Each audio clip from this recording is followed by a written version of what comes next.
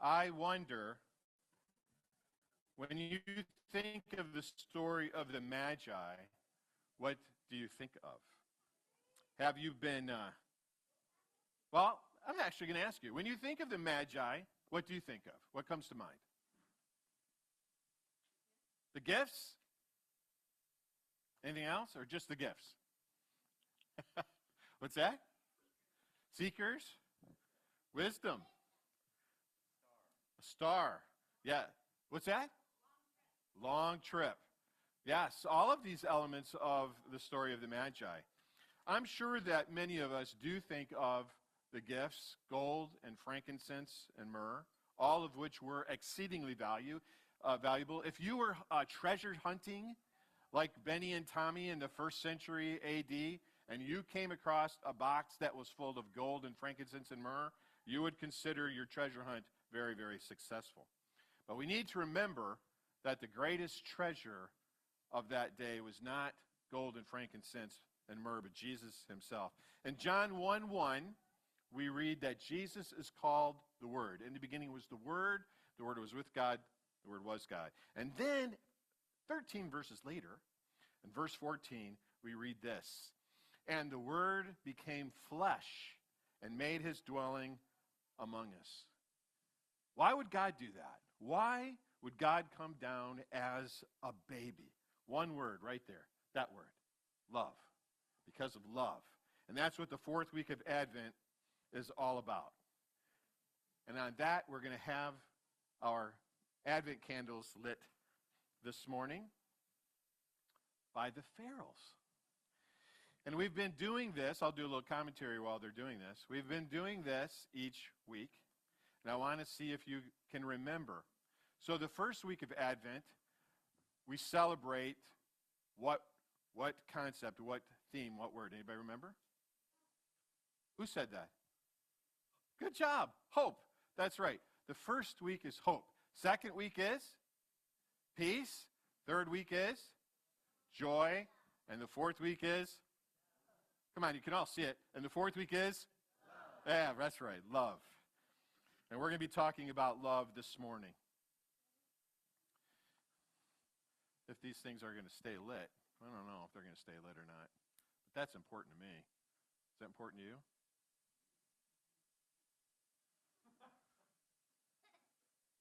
Come on. I promise I didn't give you trick candles, Farrell. So. Okay. Let's read the scripture text together. Now, after Jesus was born in Bethlehem of Judea in the days of Herod the king, behold, wise men came from the east to Jerusalem, saying, where is he who has been born King of the Jews? For we saw his star when it rose and have come to worship him. When Herod the king heard this, he was troubled, and all Jerusalem with him, and assembling all the chief priests and scribes of the people, he inquired of them where Christ was to be born. They told him, in Bethlehem of Judea, for it is written by the prophet, and you, Bethlehem, in the land of Judah, are by no means least among the rulers of Judah. For from you shall come a ruler who will shepherd my people Israel. Then Herod summoned the wise men secretly and ascertained from them what time the star had appeared. And he sent them to Bethlehem, saying, go and search diligently for the child. And when you have found him, bring me word that I too may come and worship him. After listening to the king, they went on their way, and behold, the star that had been seen when it rose went before them until it came to rest over the place where the child was. And when they saw the star, they rejoiced exceedingly with great joy. And going into the house, they saw the child with Mary his mother, and they fell down and worshipped him. And then opening their treasures, they offered him gifts of gold, frankincense, and myrrh. And being warned in a dream not to return to Herod, they departed to their own country by another way. Let's begin by separating fact from fiction, truth from tradition. We love to sing these words at Christmas. We three kings of Orient are. Well, it's a great song, except for this first line, to be truthful. We have no reason to believe that there were only three. I think that there might have been more, like 5 in this picture. But we have three because there were three gifts. So somehow in tradition, it became three kings. With this idea that one presented gold, one presented frankincense, and one presented myrrh. But that's just tradition. There could have been more. And do we know that they were kings? Probably they were not. They were probably scholars, astronomers, maybe even astrologers. But one thing's for sure, these three men or five men or how many they were knew the Hebrew Scriptures. And I think that's very interesting. So some scholars have asked, were they of Semitic origin? Were they among those who had been part of the exile during the Babylonian captivity under Nebuchadnezzar? We don't know. All of that is conjecture. But what we do know is that they came looking to worship the King. They came looking to find Jesus. I want to break up our story into basically two scenes. Scene number one is this. We'll call it In the Presence of Herod. That's verses 1 to 8. And of course, this is where the story begins as the wise men, or the Magi, come to the presence of Herod. And it's sad as we read this story that the Magi are the only ones who actually respond with adoration. Because when they went to inquire about the birth of the Messiah, it states that Herod was disturbed, and all Jerusalem with him. All Jerusalem with him was disturbed by this. And when Herod inquires where the Messiah was to be born, the religious leaders tell him it's in Bethlehem. And they were right. It was in Bethlehem because they knew the Scriptures. They knew the prophecy of Hosea. So here, let me just stop for a second. Think about this. The Magi come to Jerusalem, inquired of Herod where the Messiah is to be born, and the religious leaders tell Herod, when he asks, he's to be born in Bethlehem. They had this knowledge. They knew this. They knew the Scriptures. And what do these religious leaders do when a caravan of rich, scholarly Magi come inquiring about a star and the fulfillment of the prophecy? What do? Nothing. They do absolutely nothing at all. They say, well, Herod, according to the prophets, he'll be born in Bethlehem. And if you look on this slide here, you can see here is Jerusalem, and here is Bethlehem. Bethany is over the ridge of the Mount of Olives. Bethlehem is straight down. It's the closest village to Jerusalem. If you're standing in Jerusalem and you look out, you can see Bethlehem in the distance. It's really not that far. It's the next town over. So basically, that's what they tell him. Well, Herod, the Messiah is going to be born right over there in Bethlehem, pointing to it. And do they investigate it? Do they go over there? Are they like the shepherds who went to see this thing, this marvelous thing to happen? No, they just kind of point and go, well, it's over there. They don't do anything. Instead, they're disturbed. Wow, that's kind of sad, isn't it? But I also think it's a warning to us all. I'm going to assume that everyone in this room is a follower of Jesus, so here's an uncomfortable question. Are we going to be like the Magi this Christmas and focus on worshiping and loving and adoring our King? Or like the religious leaders who knew the Scriptures, even knew where Jesus was going to be born, will we do absolutely nothing at all? What you choose to do this Christmas will be a measure of your love. I met someone in Ireland, a missionary.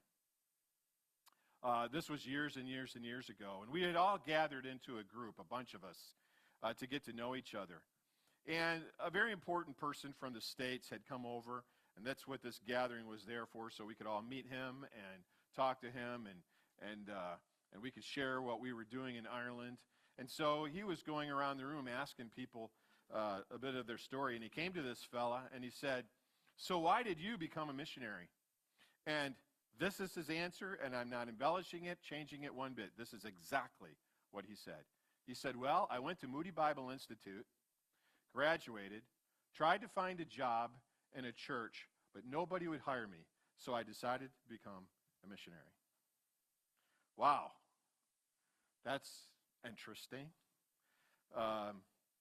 You know, I can't think of a worse answer, really, than that.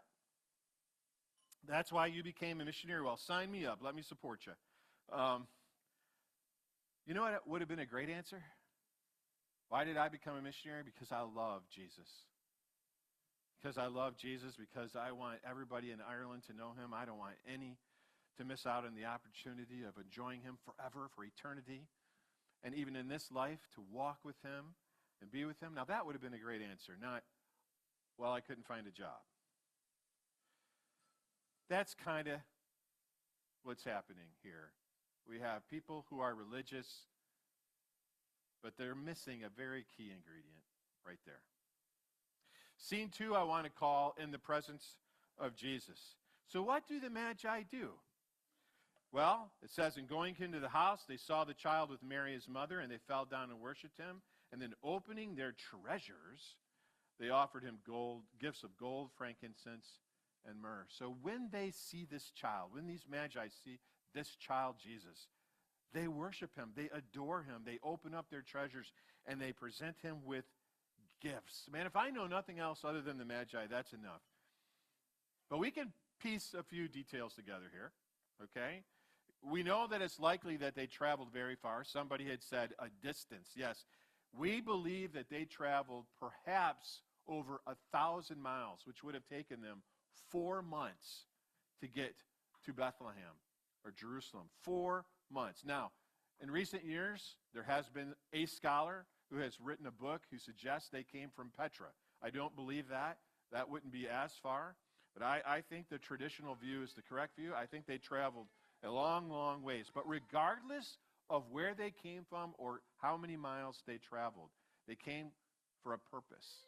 And that purpose was to see Jesus with their own eyes so they could worship him and honor him and bring him gifts. And yet the religious leaders in Jerusalem couldn't even bother to walk to the nearest village. What a contrast.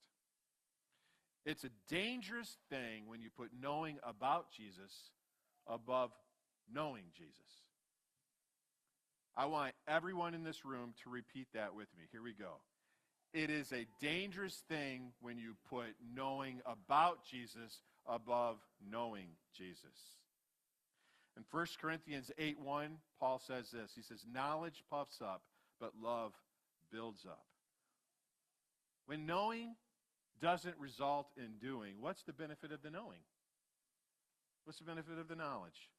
And if you really want to celebrate Christmas this week, I suggest you start with worship. There is nothing that centers our heart and minds on what really matters like worship. We don't worship God because he needs it. We worship God because we need it. Did you catch that? We don't worship God because he needs it. We worship God because we need it. Giving him praise reminds us of who he really is. It brings us back to the grace and the greatness of God. And when we worship, we experience a deeper connection with him, a deeper love for him. So as we conclude this morning, I want to ask a question.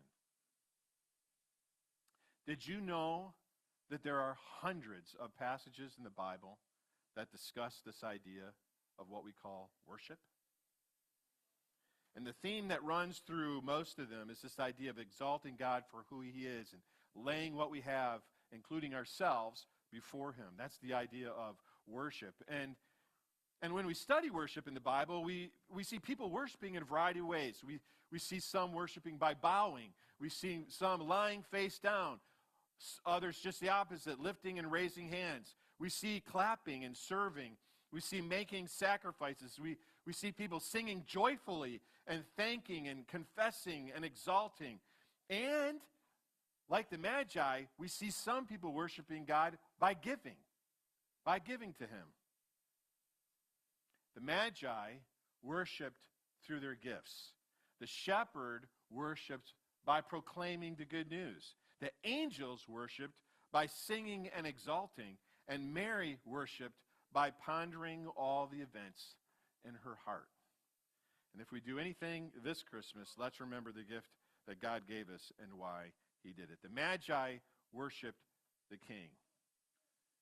It was not because they were supposed to, not because they required it, but because of the love in their hearts. And now we are going to do the same. We are going to worship